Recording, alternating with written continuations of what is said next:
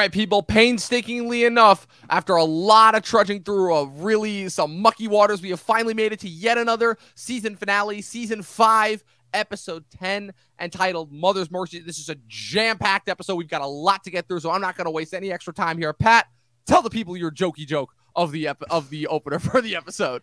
Hey, listen, I think the Talkin TV family that are here listening to Talkin Thrones is probably going to enjoy this episode with a great Keegan Ale beer, Mother's Milk, right? You know, just very delicious stout from Kingston, New York, relatively close to where I am. So, hey, you know, just a little pairing recommendation of beer if you're, 21 or older for this episode.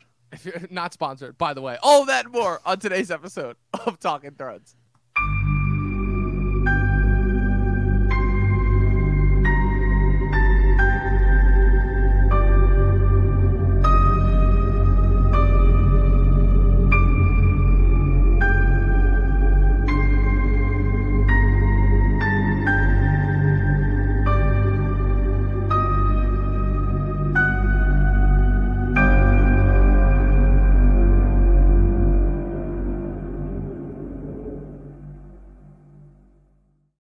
Oh man, that was a good little sponsored, not sponsored bit at the front. By the way, that was well, I'm just practicing my sales reads here on the podcast. Oh, that's smart. That's very smart. Yeah, so send us in some comments or whatever if you think I need to work on it. I think you did an amazing job. I thought it worked really well. Hey, future sponsors, hit us up. We've already got someone ready for it. So yeah, we're here for another finale, and it's just I don't know how much more obvious I could be about the fact that I very, very much dislike this season. This rewatch this time around was just yet another reinforcement of the fact that season 5 should have been a really strong indicator as far as where we were going for Game of Thrones. Watching it week to week just kind of made it that much more painstakingly obvious that there just wasn't a whole lot more of substance-wise that the writers really had going for them. They really were just hunkering down, wanted to build up, like you've been saying these last couple of weeks, of these really big, shocking moments and these big battle sequences. The difference before is that Game of Thrones for the first 4 seasons I thought always had those really interesting character dynamics, that really amazingly well-written dialogue, those really juicy character moments that all seem to flesh out and make the build-up to the moments that much more juicy and satisfying. And now all that has gone away. We've pretty much just peeled it back for really simplistic dialogue, character choices that don't make a whole lot of sense, some really bad jokes, and the occasional hard home in order to interrupt the, kind of the humdrum and the monotony, at least for season 5. We still have the next 3 seasons. We'll see if this is going to be the case going forward for season 6 and season 7 before we get to, obviously, the final season, which, we all kind of know there. But, Pat, I think it's safe to say, worst season of the show yet. I think it's safe to say. Not since season 1 have I been this disappointed. The first season, it's a pilot season, right? So they're still working things out. They're still getting us acclimated to the world. They're still, don't have the major production value. I guess, I should say the production value of season 4 and 5. They don't have that, right? They have a relatively smaller budget in the first season. And, seasons 2, 3, 4, all bangers. And season 1, it's like, listen, I probably would have gave up on the show had someone not, pushed me and said, hey, keep watching, because there's a moment where, if you watch enough of these episodes, you can get hooked. And so I got to that point in season 1 and I enjoyed it.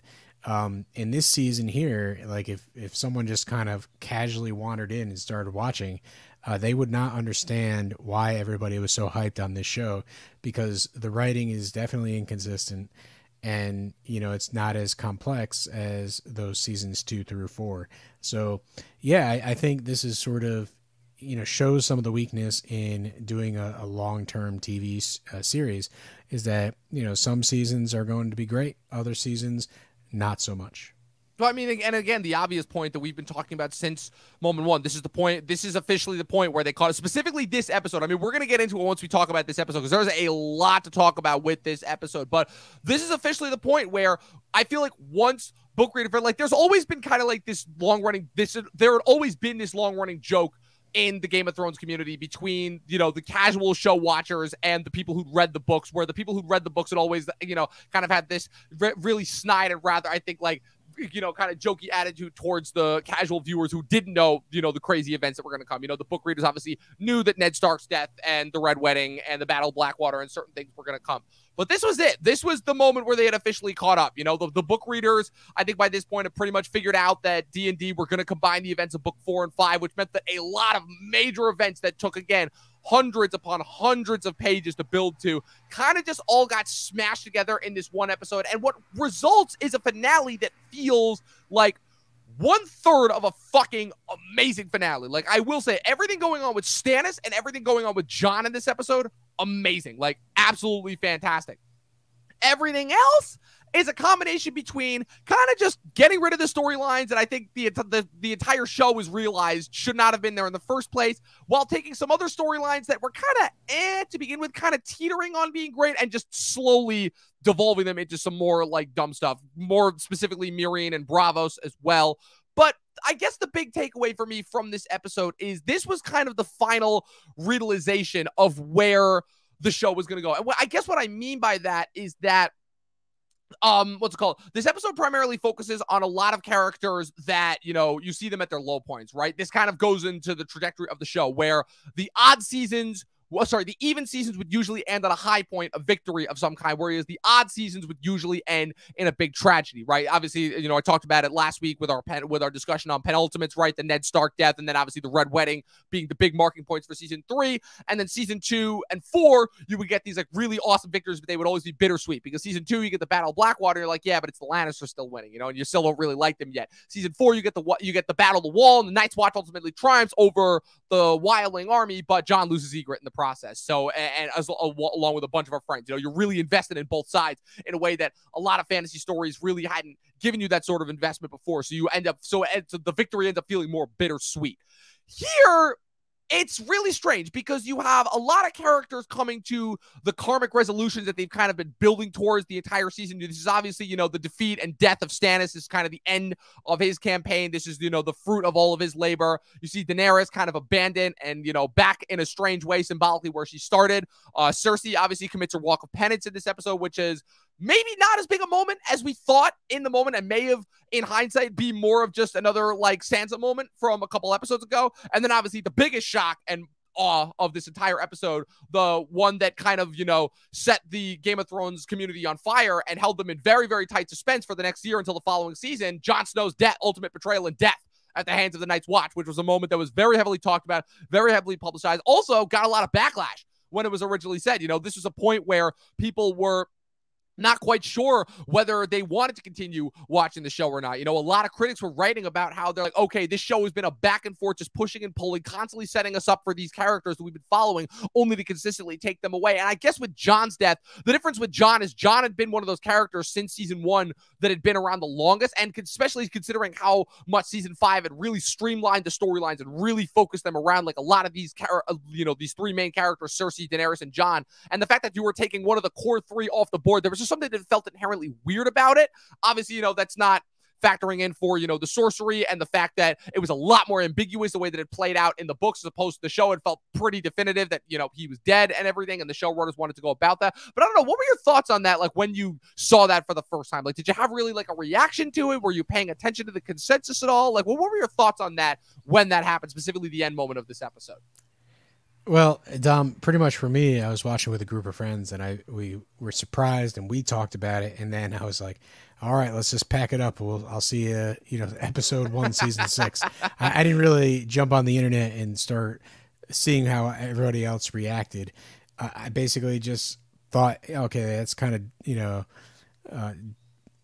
bad that they killed off one of the main characters, but in the back of your mind, you're always like, well, they could always have Melisandre raise him from the dead. So it was one of those things where I think that was sort of expected, that was going to take place sometime in season 6, and that he wasn't really gone. It was sort of just a cliffhanger to really get us talking about it until the next season happened, when, in the back of your mind, you really think, this character is probably coming back. Yeah, exactly. It was also a weird time. Like I remember around this time, like in the TV space, this was also famously the same time when the first of a couple Glenn fake out deaths happened on The Walking Dead, and it felt like it was between The Walking Dead and Game of Thrones as far as like, oh no, is this what TV? A lot of people at the time were like, oh no, is this what TV has become? Is it just these like fake out moments in order to keep people invested until the next thing? You know, as far as whether the logistics of it being, just lazy writing in order to keep people invested, or whether it was part of the actual, intended story. I guess that's more so a different conversation.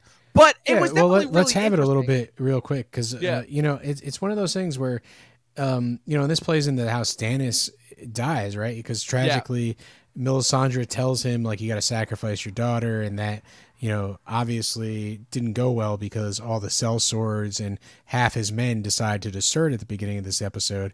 And what could be worse than that? Well, Stannis soon finds out that his wife committed suicide and hung herself from a tree. So the fact is, the event, from earlier in the season where, he decides to sacrifice his daughter, leads to his army really just, being pushed over the edge to its breaking point. And he's still got to march on Winterfell.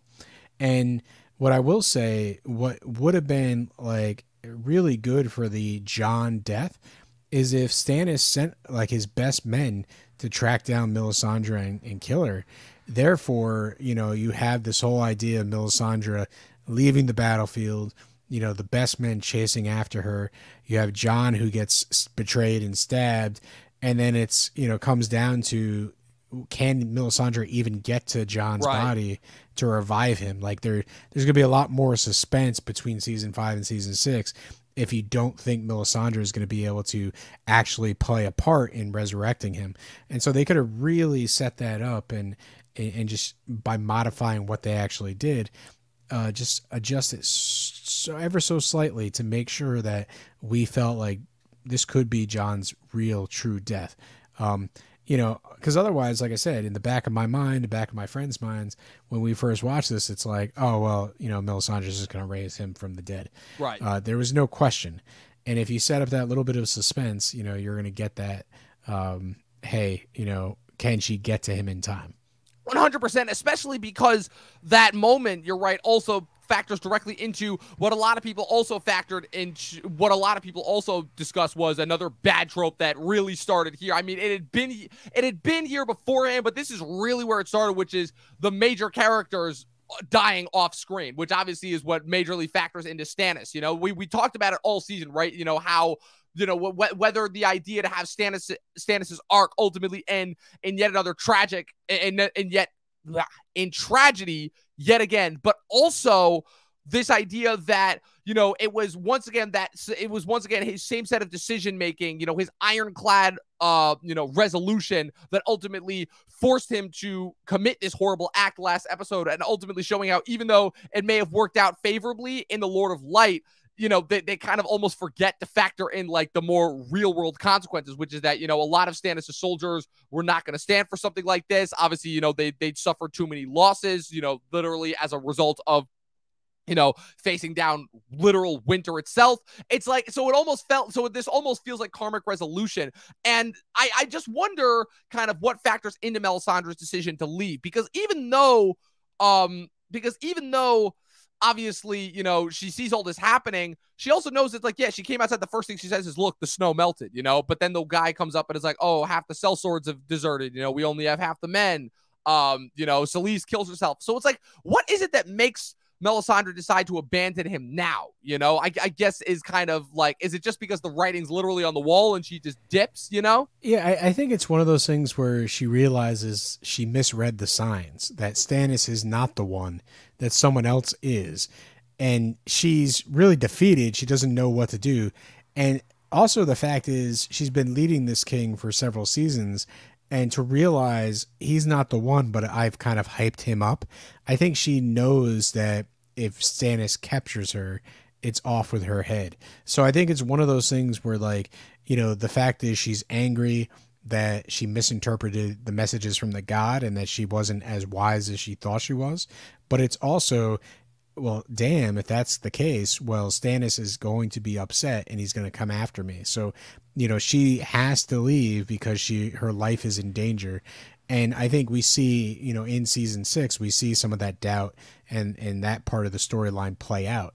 But it really comes down to the fact that, Stannis, if he captures her, it's going to be off with her head. I can't imagine any other way, now that the situation's played out this way in this episode, that she escapes Stannis's wrath.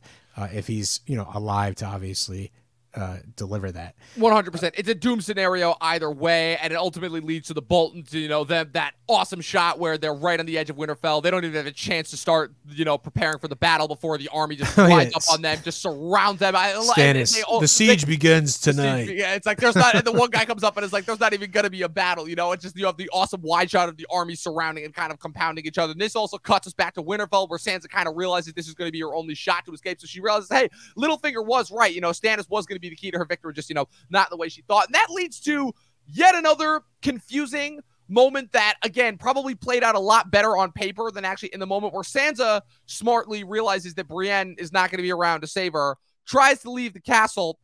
Well, she lights the candle at the very last second. At the very last, it's like, I'm like, you could not have timed this more perfectly, where Pod you were told up, 3 months ago to light that candle. Tells Brienne, you just haven't tells Brienne that Stannis is leading the army. She's like, how do you know it's Stannis? Bitch, who else would be leading an army to take over Winterfell? I can tell you right now, not Littlefinger. And she goes and leaves, and then the candle lights right down. I'm like, this is perfect. I'm like, you know what? Everybody, the writers, they deserve this criticism, because I'm like, this is just stupid at this point. So, yeah, no, I think it's too coincidental that Brienne would leave, and that's the moment that Sansa would light the candle. Yeah. So, it's one of those things they could very easily have had Brienne leave. A couple scenes happen at Winterfell, and then she walks up and lights the candle. And then obviously we already know from a few scenes ago that she's not there. I think it's condensed visual storytelling. The coincidence is not something we're supposed to really pay attention to.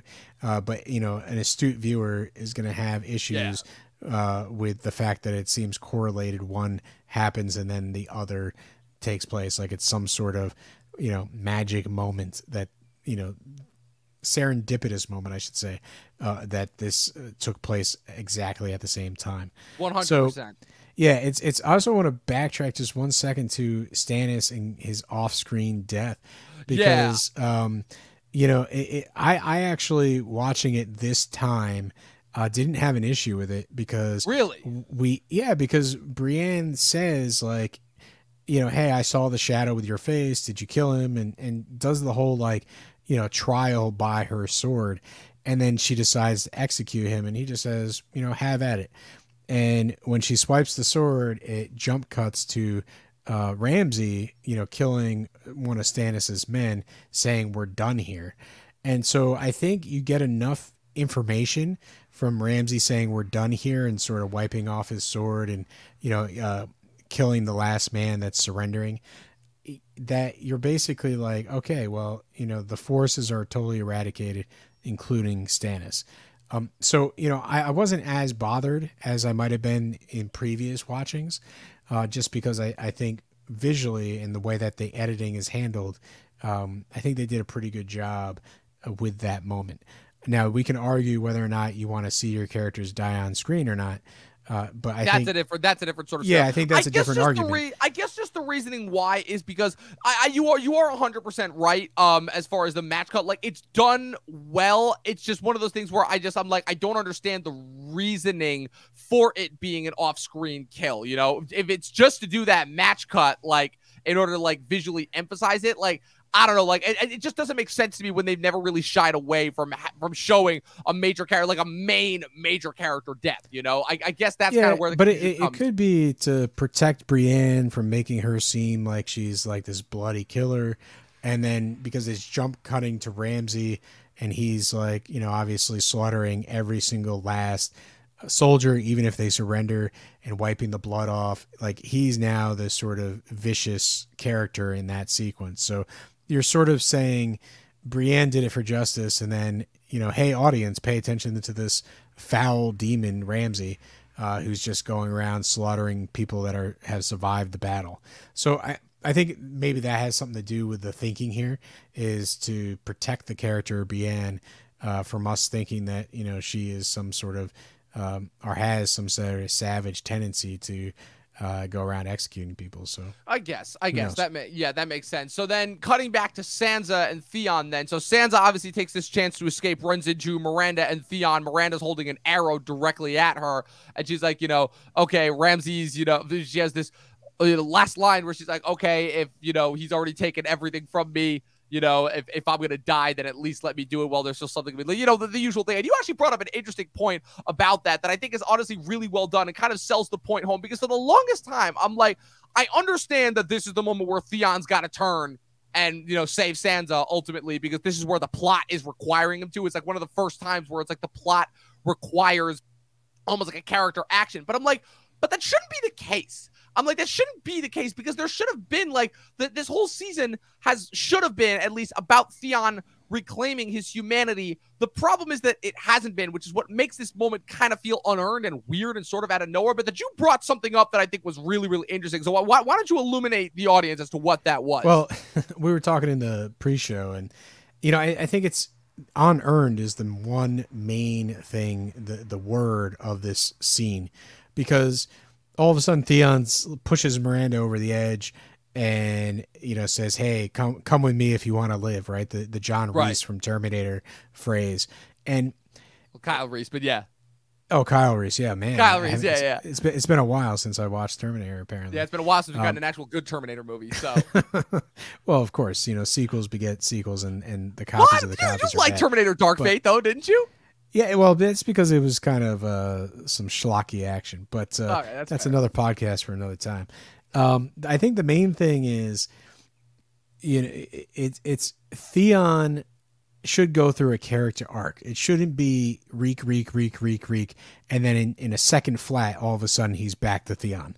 You know, there needs to be some setup throughout the entire season to how he kind of overcomes being Reek. And we have the perfect scenario, right? You know, Sansa is in the Boltons, you know, Winterfell. Sansa is being sort of attacked and abused, and, you know, it's like Reek is forced to sort of watch. But, you know, for the most part, you know, there's sort of this whole idea that Ramsay is abusing her just for a child. And, you know, that's, you know, the natural process of, you know, trying to get an heir and secure your dynasty.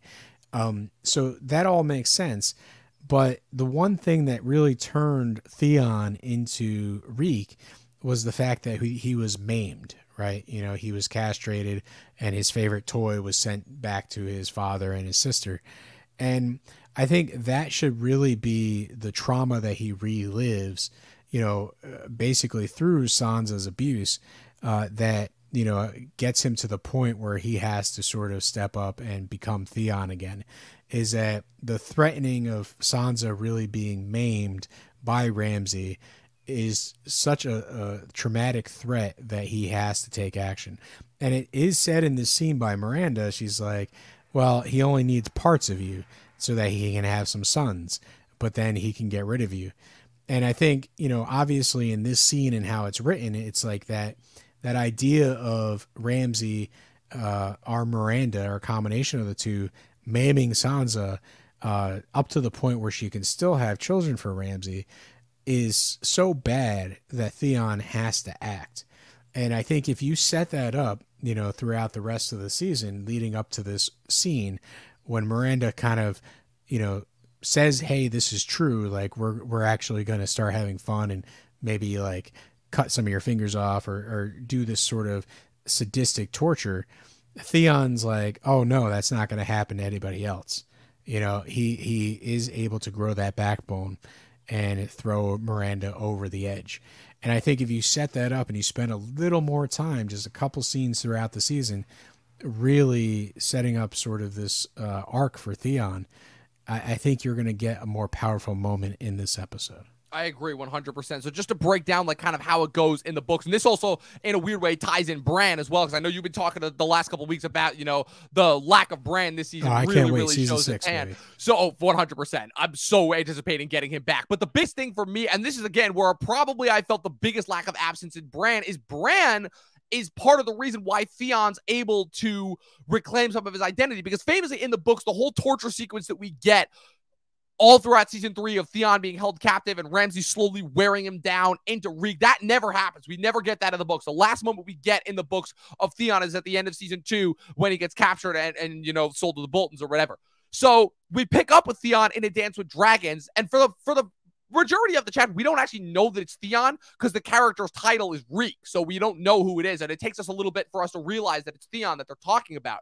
And so the whole thing that's established is that first you have the stuff with what's it called from season 4 where he uses him to take Moat Kylan back. That happens, and then you have him progressively in Winterfell, you know, and basically again swapping out Sansa for the other character who I was talking about, Jane Poole. And what happens is that Theon is kneeling in front of the weir tree one night, and he hears Bran talking to him through the tree because Bran is obviously, you know, doing his, you know, three-eyed raven shit north of the wall and everything, and he ends up seeing Theon and communicates with him a little bit, and that's what sort of helps bring Theon back. And then you also have the intrusion of Mance Rayder and his Spearwives as well, where they kind of interfere. They, what's it called? You know, they provide a little bit of a distraction because they've been sent in order to, like, you know, do some infiltrating for Melisandre on behalf of Jon. And that's what allows Theon and Jane to escape, ultimately, you know, the character being Jane Poole in the comics. So that also, I think, is another big thing that I think kind of robs us, especially because they try to have Theon and Bran have that moment in the final season where, you know, obviously Theon is attempting to repay the debt of betraying them originally by protecting Bran, you know, in that final moment. So I think that's also something that was kind of sorely missing here too. And so, but you're 100% right. It taps into the idea that while, again, all the seeds are there and you can sort of see like a commendable point to where this would go, it ultimately still feels unearned and kind of out of nowhere, and ultimately just results in another shocking death before they jump rather amazingly off the wall. Like, I knew they jumped off that's a moment pulled straight from the books. They jump off the walls in order to escape, and it's assumed that the snow is really deep, but it's like, I don't know, man. That still looked a little bit like a little bit too high for me.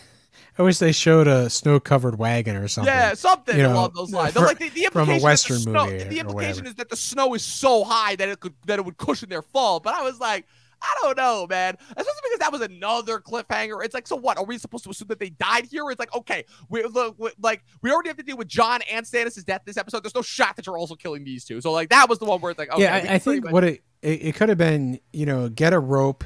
They're in a rush to get off there, so they jump with the rope and they're kind of rappelling.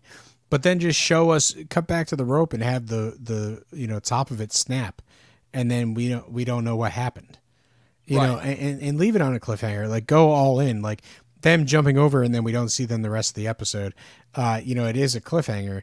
But why not just amp it up? You know, bring it to the moment where we truly don't know if their escape happened or not. Like, you know, maybe there is too much death in this episode.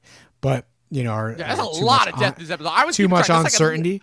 But, yeah. like, why not? You know, like, just go all in if you're going to do that. Otherwise, like, you know, just show them sort of, you know, safety and trying to run away in the snow, and like maybe some sounds of the dogs or something like that.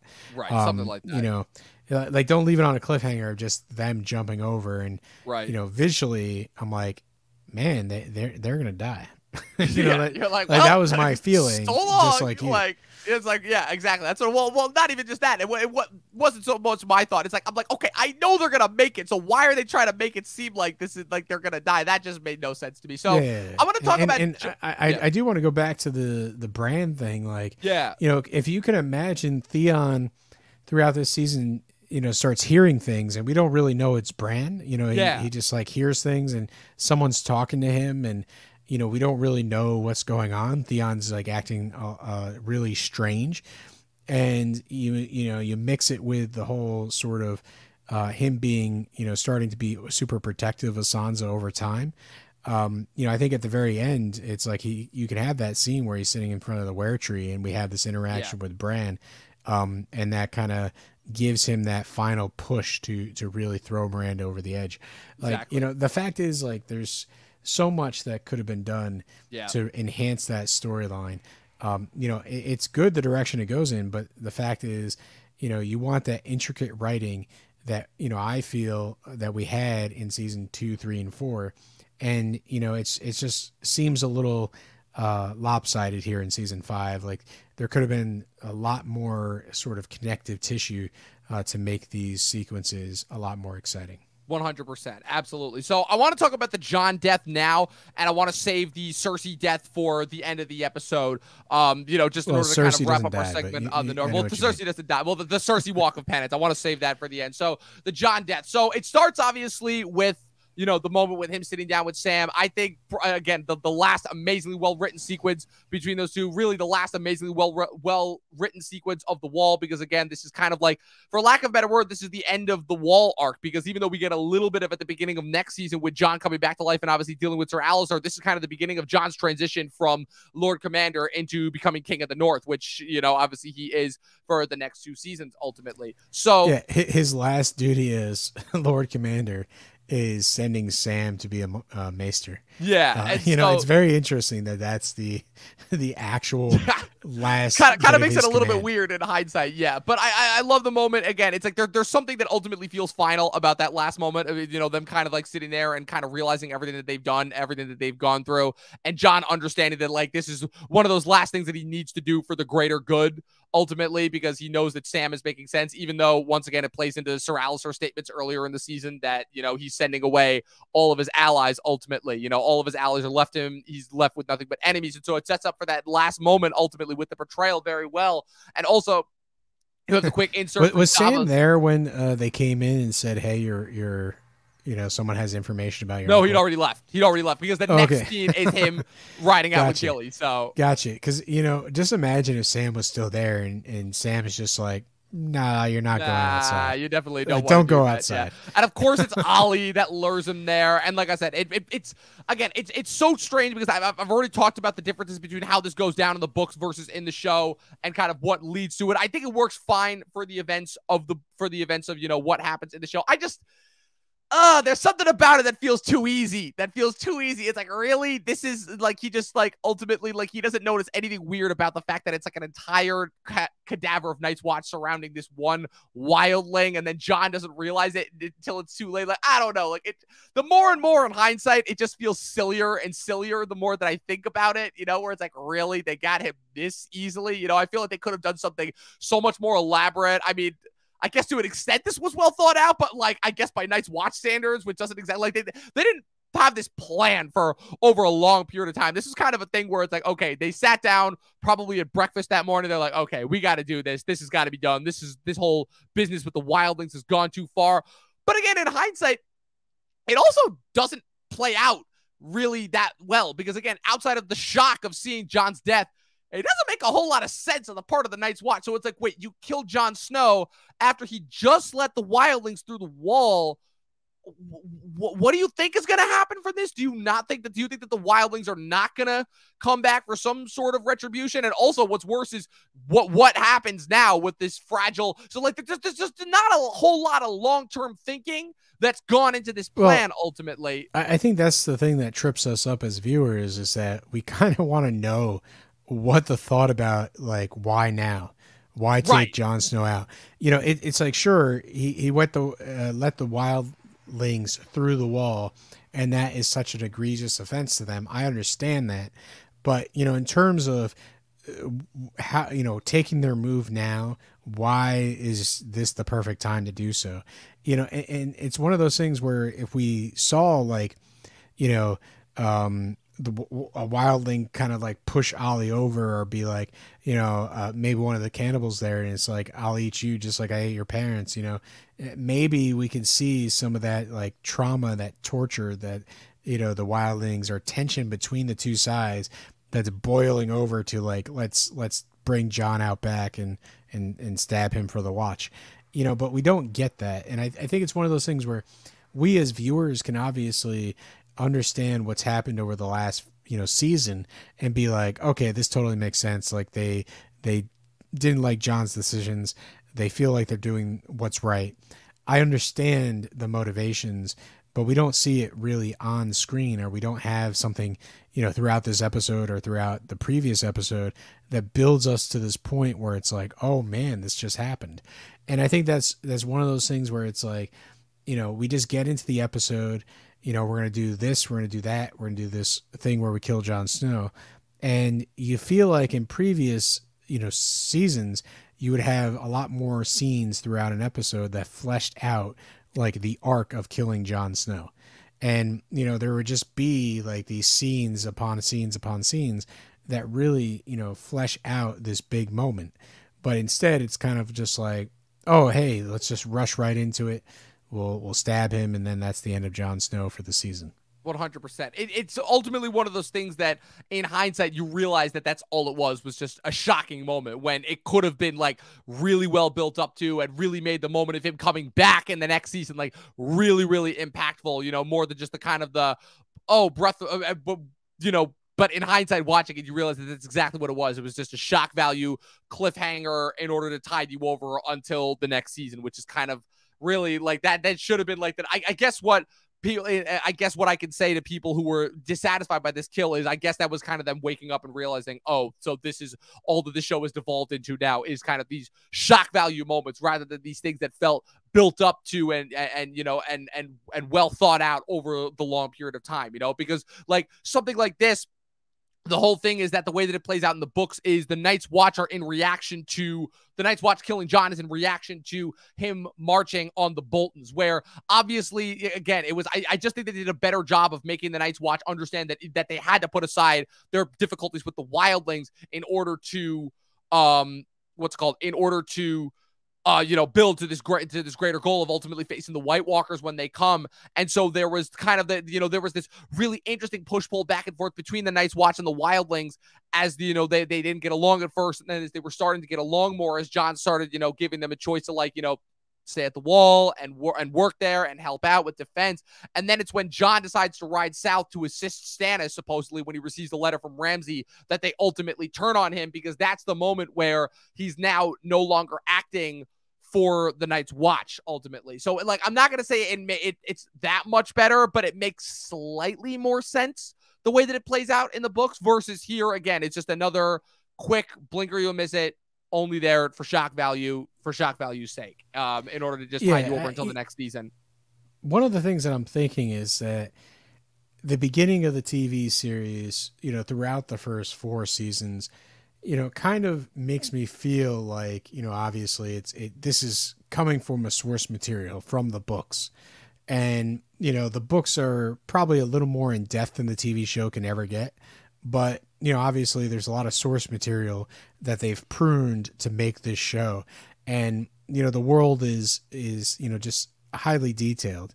And then we get to season 5 and it becomes like a regular TV show, yes, like 100%. Like there's less of the world, the world building is still there, but I feel like a lot of times throughout this season, at least, it feels like it's taken for granted, like we don't do as many of these world building storylines, to really set up where we're going with the narrative.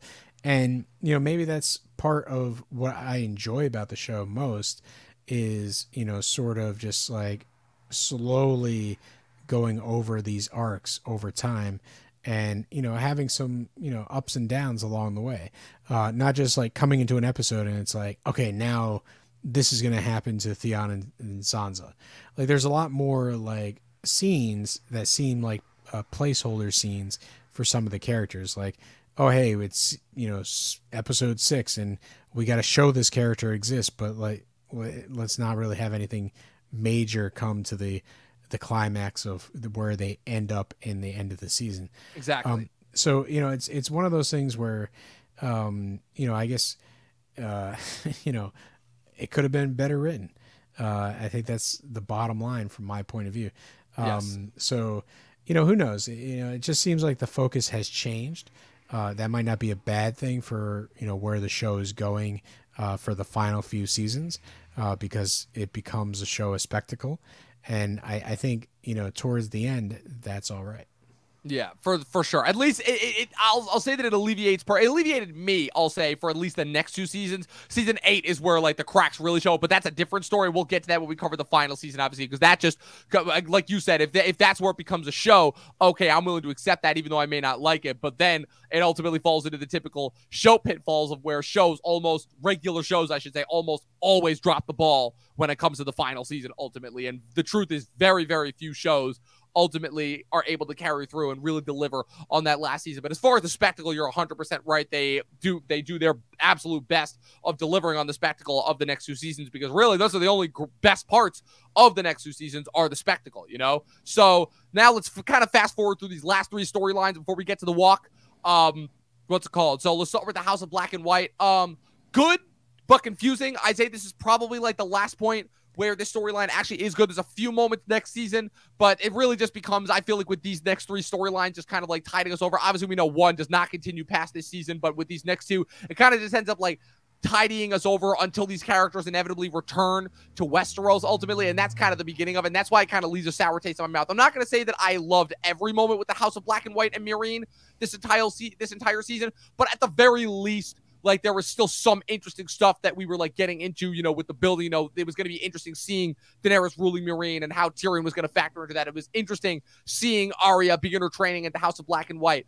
And while what we're ultimately left with at these 2 storylines is midpoints as opposed to conclusions, there's still something that kind of is left sour feeling in the mouth afterwards, you know, knowing the conclusion. So obviously in Bravos, we have Arya killing Meryn Trant. She carries out the revenge. It's an absolutely brutalistic murder scene. You know, it's excessive, but at this point, you know, we really don't care because it's for a character that very, very much so has it coming. Yeah, well, and then we get this sequence basically just says to Arya, like, you know what? Forget this training. Forget this. Like, I'm still Arya, and I'm gonna get my revenge. And no matter what training she gets, you know, she's not going to give up who she is. She's going to be Arya Stark. And, you know, I think that's sort of a bold choice for the character to make. But obviously, you know, as we find out, you know, that's going to have some consequences, which is a cliffhanger for the next season. But, you know, Jagar basically catches her, and he tells her that faces are for closers, right? I'm going to bring up my my David Mamet's reference to Glengarry Glen Ross. Exactly. Like, yeah, they catch her. They ultimately reveal, they're like, yeah, you took a life that wasn't yours to take. Yeah. And they show that it's like, yeah, this has consequences. You're not going to get the good leads, Arya. You know, yeah. It's like to make our 1990s movie reference, but our play reference. But the main thing is she becomes blind because of the magic of the faces. It's like, the faces are not for somebody, you know, they're for nobody.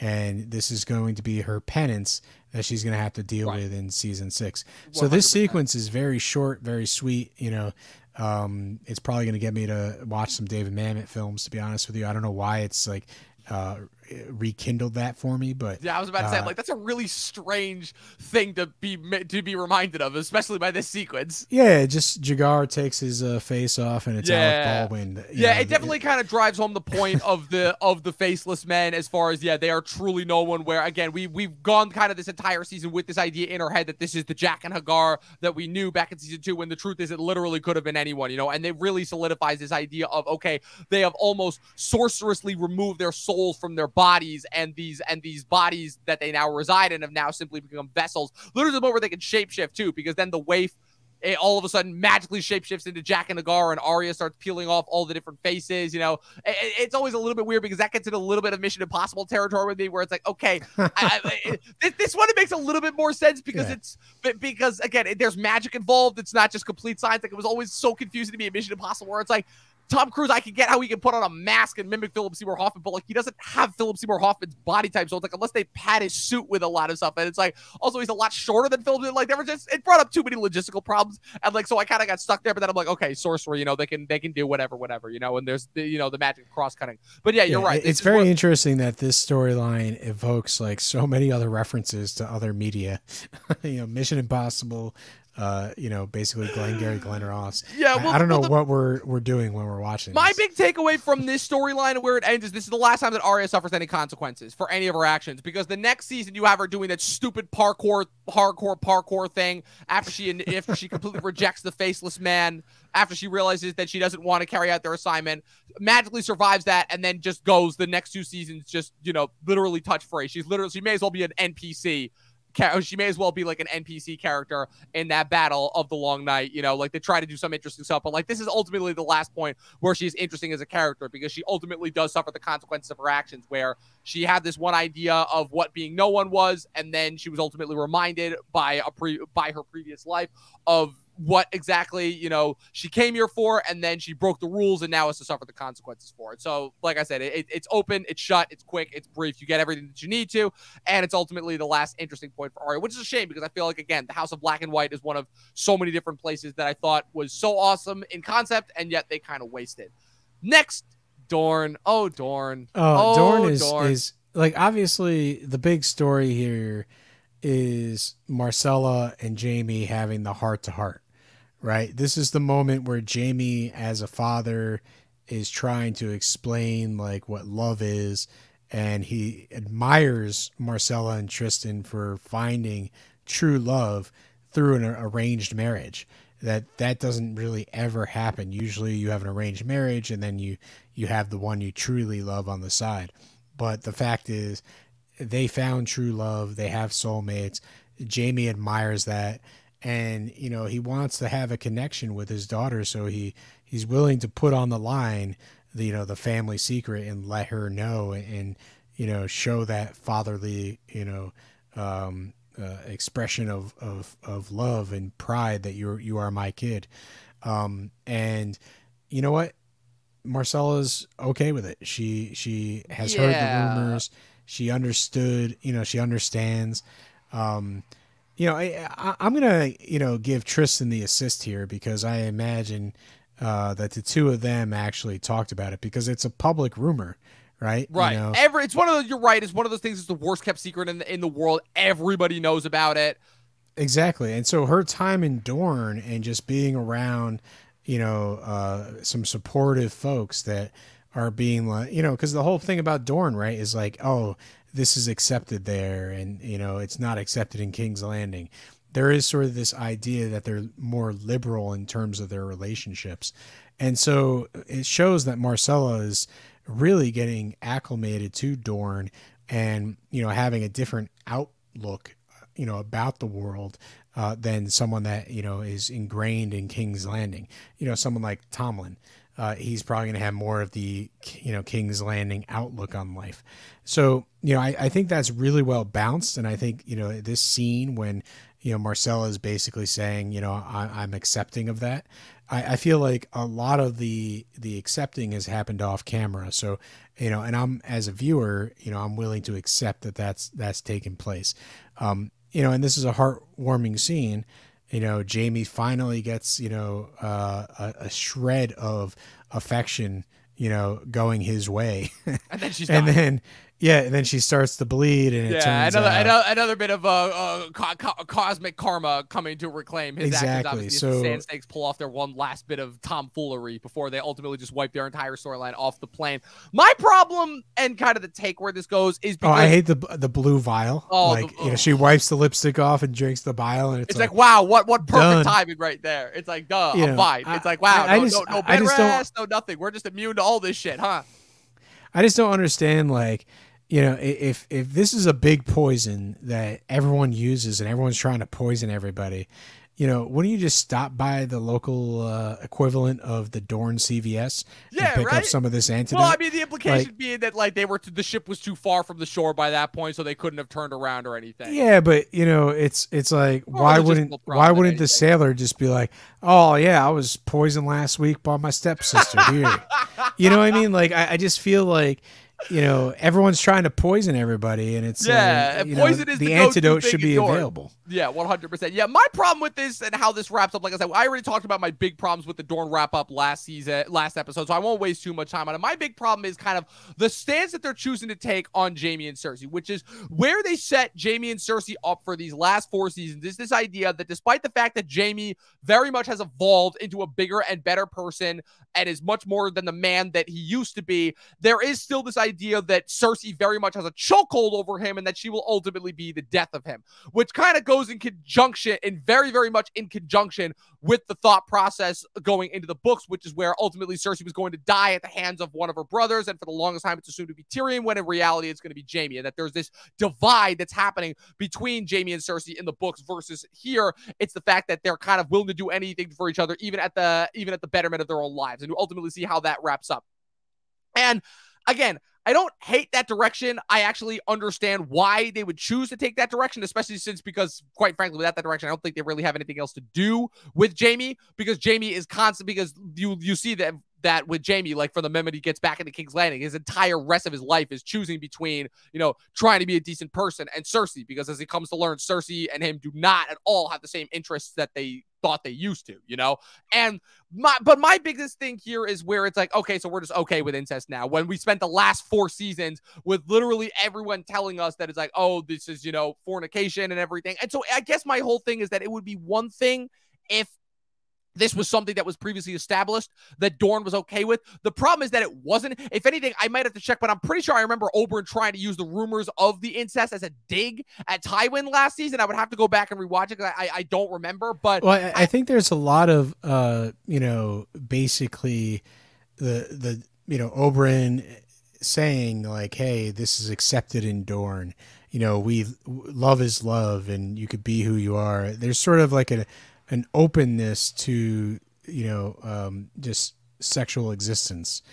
And I think that's not acceptable in King's Landing. And I think that's the dig that Oberyn was sort of doing. Like, by your standards, this is the worst thing possible. Right. Now, I don't know if it's directly between Jaime and basically Cersei's particular case. It could just be in general. They could have been talking about Loras. Now that I think about it, they weren't talking about it was bastards. They were talking about the idea of bastards, because Arya brought up the fact that she was a bastard to Tywin.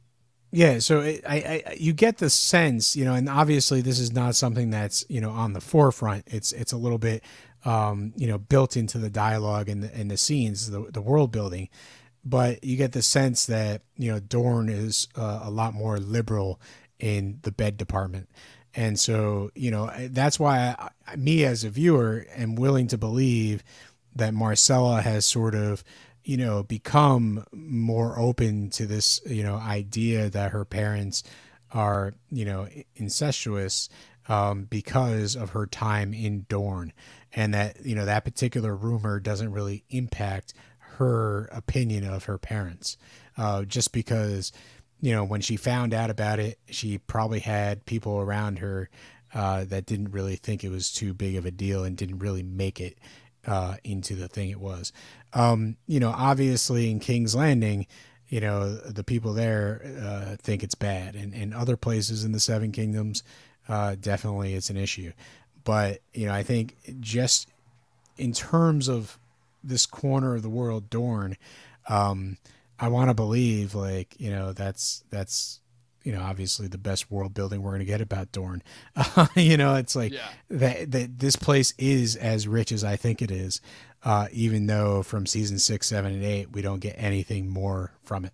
100%. Yeah. So now we move on to Meereen, and this is really where it goes wrong. This is really where it goes wrong. Like, so I've been you're back just and not forth. having a great episode here. No, so here's my thing. I've been back and forth on Meereen and Tyrion this entire season. Like I said, it was really interesting following Tyrion's journey there. How the kind of push-pull back and forth, where they were taking him after the end of last season, and really just what gangbusters, how awesome it was, how they resolved kind of his conflict with his family at the end of season 4, and now we talked about it, how they're building him progressively into Daenerys' arc and everything. And my problem with here is that even though this is once again just set up for the next season, the problem is where it ultimately leads, because it leads to one of the worst storylines, I think, of the entire season, which is once again them just spinning their wheels and having to take up time until they can ultimately get Daenerys to cross the narrow sea, which is kind of something that you could tell they really want to do, but they just are unable to do for right now because of the events of the Sons of the Harpy, and they have to resolve that. And so ultimately what comes of it is it leads to Daario concocting this harebrained scheme with the loosest of logical threads, where it's like, oh, Tyrion, you have experience ruling, so what's it called? You have experience ruling, so you should stay here and rule with help from Missandei and Grey Worm, because the people of Meereen are indebted to them. And I'm like, that raises so many questions. Listen. I'm like, first of all, so Grey Worm, it's because the Unsullied, without their presence, they wouldn't have the support of the freed slaves. And what we've seen throughout the rest of the season is that the Unsullied don't really make that much of a difference. Yeah, they get killed left and right really easily. Like, so it's one of those things where it's like, okay, I understand what they're saying here. Like in it does make sense, right? The Unsullied as a group and a unit kind of keeping the freed slaves, on their side, and really, that being a linchpin of how to keep Meereen. Right. But in terms of what you showed us every other episode of the season, where the Unsullied could stub their toe and that takes them down, it's like you didn't visually give us like strong warriors patrolling the city and keeping things in line. You gave us like the Three Stooges of armies that basically can't really do anything. And so there's an issue when you say, hey, because the Unsullied are here, Meereen is going to be safe. Yeah. I don't necessarily believe that based on what I've seen the rest of the season. But I got to jump the logic bridge here and ignore what I've seen in every other episode and just go with it, because, that's what they're expecting us to do. Exactly. I like the fact that Missandei is the most trusted personal confidant of Daenerys. Sure. And that's the reason why she is sort of added to this leadership structure, because, she's going to be able to say that's within the spirit of what Daenerys would want. So I think there's something cool there to, obviously it's kind of keeping a fan favorite character in the mix, because otherwise, Missandei as translator, she needs growth. She needs to kind of become something more important to justify her staying around, just because she is such a lovable character. And so I think this is the promotion right here. It's like, hey, you've been talking with Daenerys so much that, like, yeah, sure, you're leadership material now.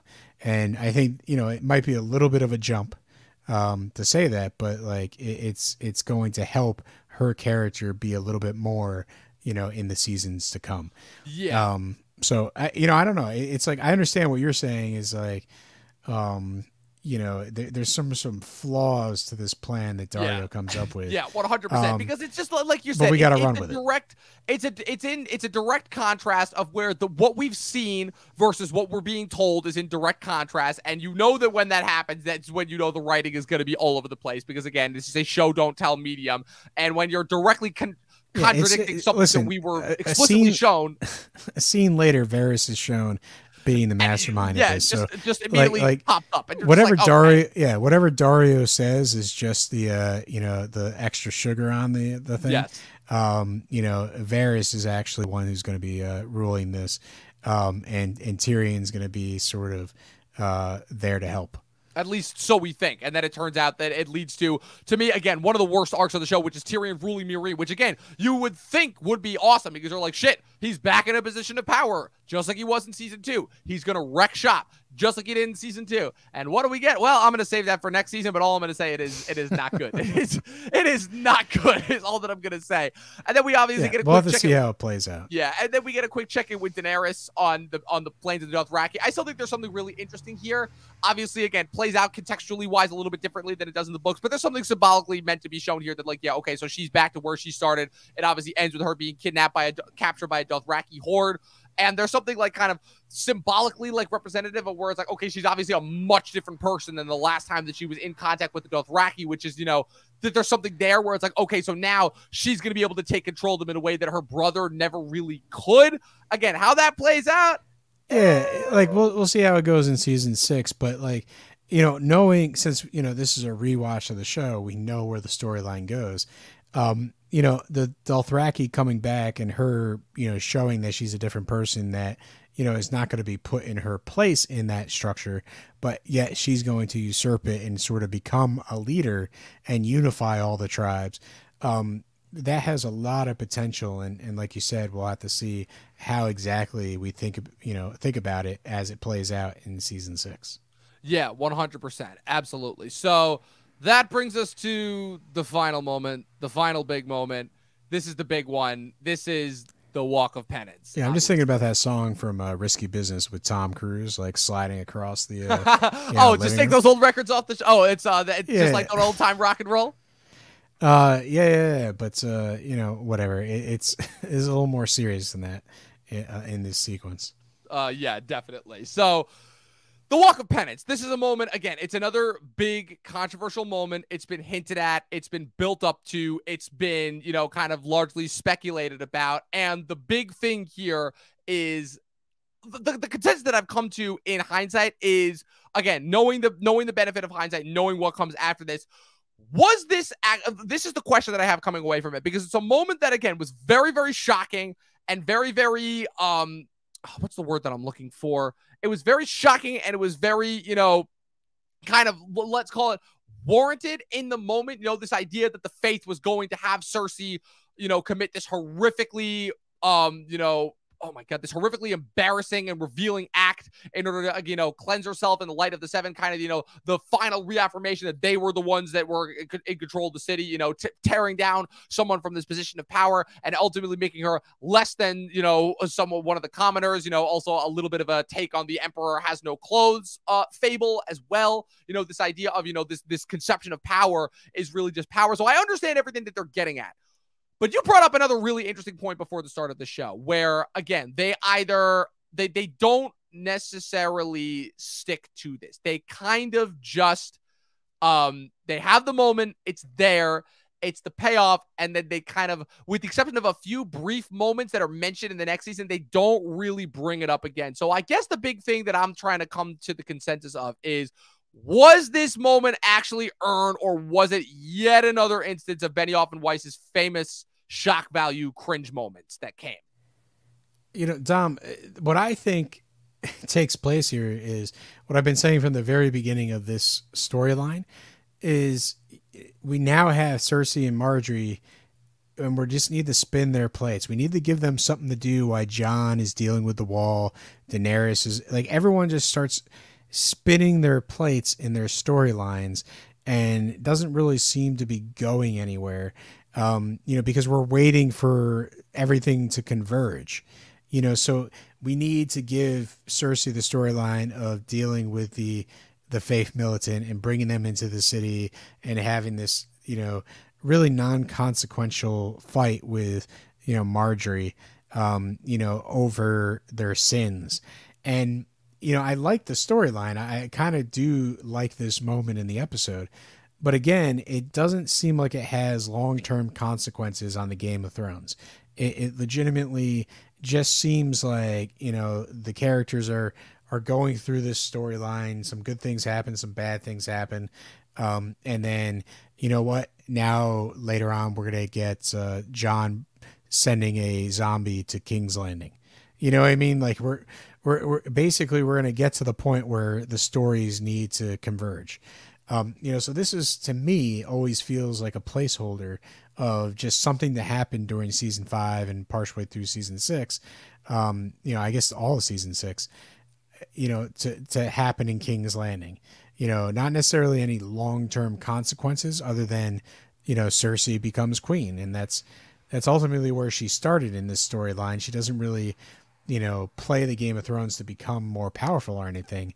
It just happens to be, she kind of plays this game terribly and now she's like the Dark Queen by the end of this sequence. Right. So there's a little bit of missed opportunity here in terms of like making sure we understand Cersei's growth. It's, I guess they're not really focused on showing us the growth. They're really just focused on things happening in King's Landing, is my opinion of how it plays out. In terms of this particular sequence, the whole, shame walk is, I think it's a great sequence. I think it really hurts Cersei and it puts her at her lowest moment. But thinking about it in the context of the final bit of the show, the faith militant want to bring Cersei down to the level of the common people and walk her naked through the streets and have her pelted with vegetables and have her feet bleed and have, all these men, obviously proposition her, in such a really lewd way, really to give her the feeling that she's no better than anybody else.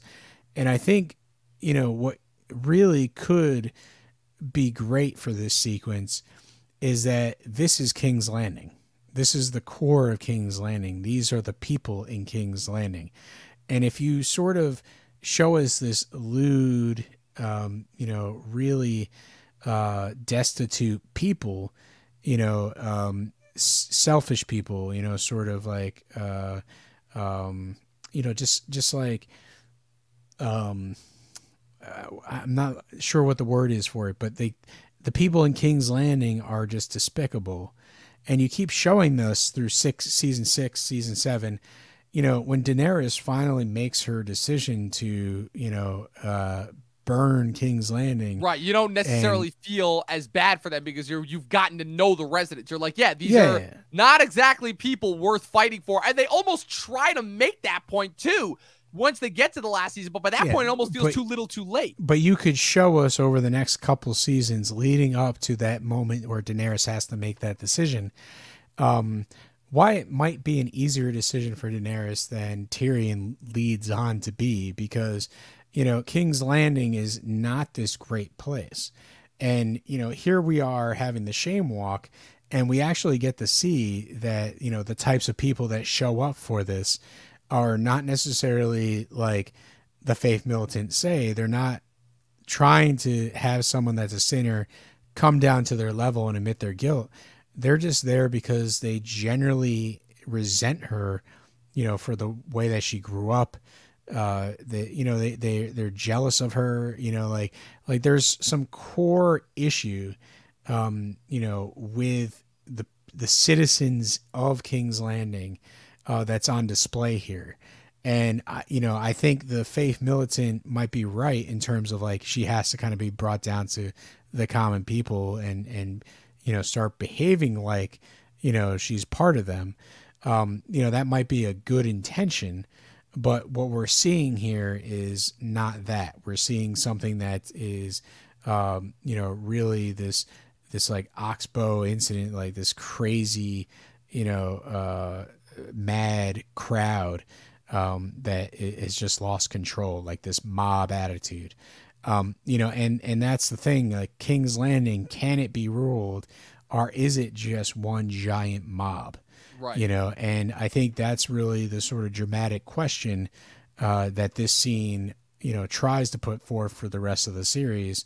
But I don't think they capitalize on it throughout season 6 and 7. I agree, especially because this is also not the first time that we've really had like a mob-like moment in this. Obviously think back, you had the mob riot in season 2, and then a big part of what made the Tyrells being in the city so effective, at least over the course of the last 2 seasons, and which Olenna very rightfully brings up, is the fact that the Tyrells are kind of the biggest reason why the citizens haven't completely risen up and, killed the royal family yet at this point, because it's their crops and grains that are preventing the city from starving. So you're right. So it does tap into this idea of whether King's Landing is actually, really worth all the trouble of fighting over, especially since it seems that, like, when push comes to shove, and Jorah brings this point up as well, it seems like, again, the common people just do not really have anybody's interests at heart other than their own, which, again, you could argue is the main central theme of the series as well. But I guess the difference being is that when you've show kind of all the carnage and the destruction that what's it called, that the fighting between the lords have caused, the high lords have caused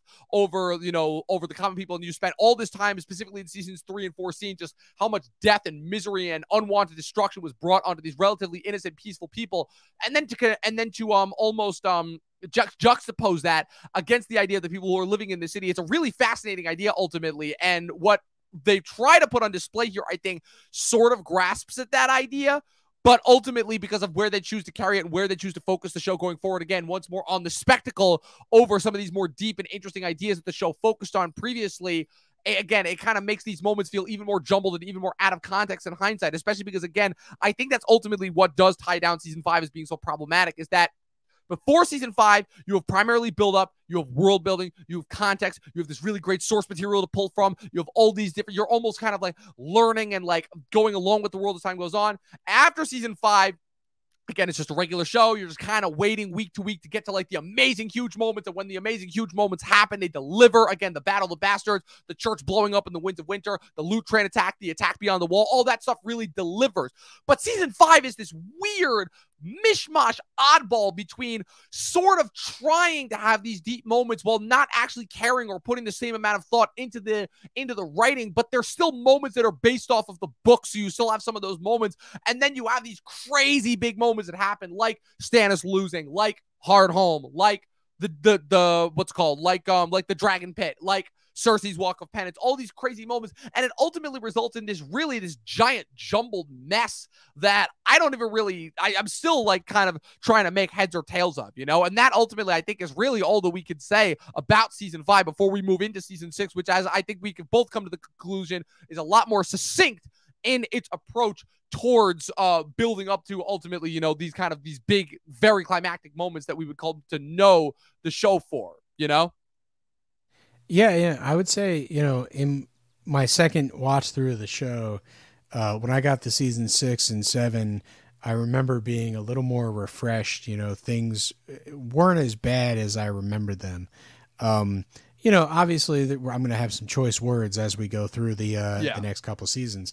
But things do, I feel, remain good with the show. It's just, I do agree with that. I don't think it's a complete loss as far as where we go from here on out. There are still, again, this show still has its fair share of amazing moments, but there definitely is something to be said about the trajectory and let's call it the quality, for lack of a better word, and the type of show that this show was prior to season 5 and then after the season 5. Yeah, I would say season like 2, 3, and 4 had you thinking like, can this show do no wrong? And then when season 5 comes around, you're like, oh, I still like the show, no doubt about it. But, hey, let's see what season 6 has in store for us. 100%. Like season 5 kind of deflates the bubble a little bit, so that you're like, okay, I'm still in on this show, but maybe the perfect show of all time, the most perfect show. It definitely kind of brings down, because up until season 4, it's you're right. Really good show. Game of Thrones is up there with The Sopranos, with Breaking Bad, with The Wire, where it's like, wow, this is really like peak TV, with Mad Men. This is one of the